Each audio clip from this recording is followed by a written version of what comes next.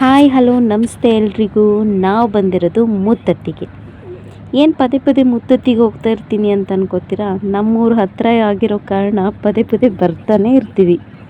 ಇವತ್ತು ನಾನು ಹೇಳಕ್ಕೆ ಹೊರಟಿರೋ ವಿಷಯ ಏನಪ್ಪ ಅಂತಂದರೆ, ಮುತ್ತತ್ತಿಗೆ ಮುತ್ತತ್ತಿ ಅಂತ ಹೆಸರು ಯಾಕೆ ಬಂತು ಅಂತ. ಆ್ಯಕ್ಚುಲಿ ಇದು ನನಗೂ ಗೊತ್ತಿರಲಿಲ್ಲ. ಆಮೇಲೆ ಯಾವಾಗಲೂ ನಮ್ಮ ಮಾಮ ಹೇಳೋರು ನಮಗೆ ಇದ್ರ ಕತೆ. ಅದನ್ನು ನಾನಿವತ್ತು ನಿಮ್ಗೆ ಹೇಳ್ತೀನಿ.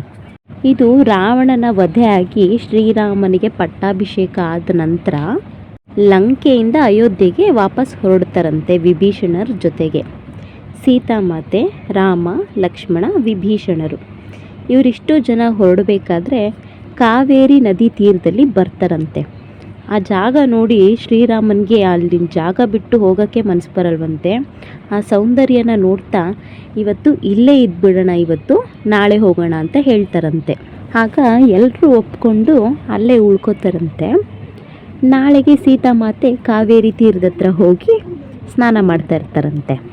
ಸ್ನಾನ ಮಾಡಬೇಕಾದ್ರೆ ಅವ್ರಿಗೆ ತುಂಬ ಇಷ್ಟ ಆಗಿರುವಂತಹ ಅವರ ಮುತ್ತಿನ ಮೂಗುತಿ ಬಿದ್ದೋಗ್ಬಿಡುತ್ತಂತೆ. ಆಗ ಅವರು ಅದನ್ನು ಶ್ರೀರಾಮ ಹತ್ರ ಹೇಳ್ತಾರಂತೆ, ನನ್ನ ಮುತ್ತಿನ ಮೂಗುತಿ ಬಿದ್ದೋಗ್ಬಿಟ್ಟಿದೆ ಅಂತ.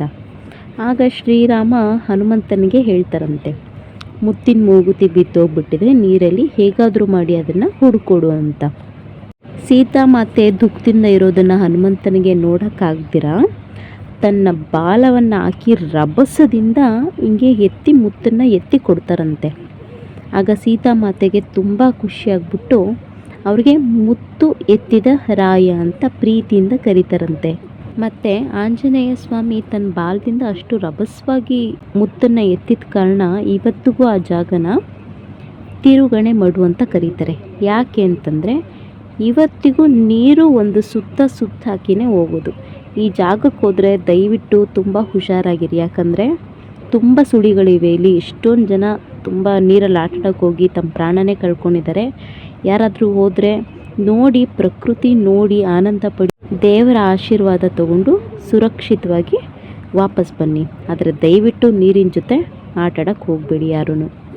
ಆಮೇಲೆ ಸೀತಾಮಾತೆ ಮುತ್ತು ಎತ್ತಿದ ರಾಯ ಅಂತ ಹೇಳಾದ್ಮೇಲೆ ಅದು ಕಾಲ ಪರ್ಯಂತವಾಗಿ ಮುತ್ತೆತ್ತ ರಾಯ ಆಯಿತು. ಅದಾಗಿ ಇವತ್ತಿಗೆ ಅದು ಮುತ್ತತ್ತಿ ಅಂತ ನಾವೆಲ್ಲರೂ ಕೂಡ ಕರಿತೀವಿ. ಮತ್ತು ಸುಮಾರು 1986-87ರಲ್ಲಿ ಈ ದೇವಸ್ಥಾನನ ಭಕ್ತಾದಿಗಳ ಕಡೆಯಿಂದ ಒಂದು ಸಣ್ಣದಾಗಿ ನಿರ್ಮಿಸ್ತಾರೆ. ನಾನು ಹೇಳಿರುವಂತಹ ವಿಷಯ ನಿಮ್ಮೆಲ್ರಿಗೂ ಇಷ್ಟ ಆಗಿದರೆ ನನ್ನ ಚಾನಲ್ನ ಸಬ್ಸ್ಕ್ರೈಬ್ ಮಾಡಿ, ಲೈಕ್ ಮಾಡಿ, ಶೇರ್ ಮಾಡಿ ಅಂತ ಕೇಳ್ಕೊಳ್ತಾ ಮುಂದಿನ ವೀಡಿಯೋಗಳಲ್ಲಿ ಇನ್ನಷ್ಟು ಮಾಹಿತಿ ಕೊಡ್ತೀನಿ. Thank you.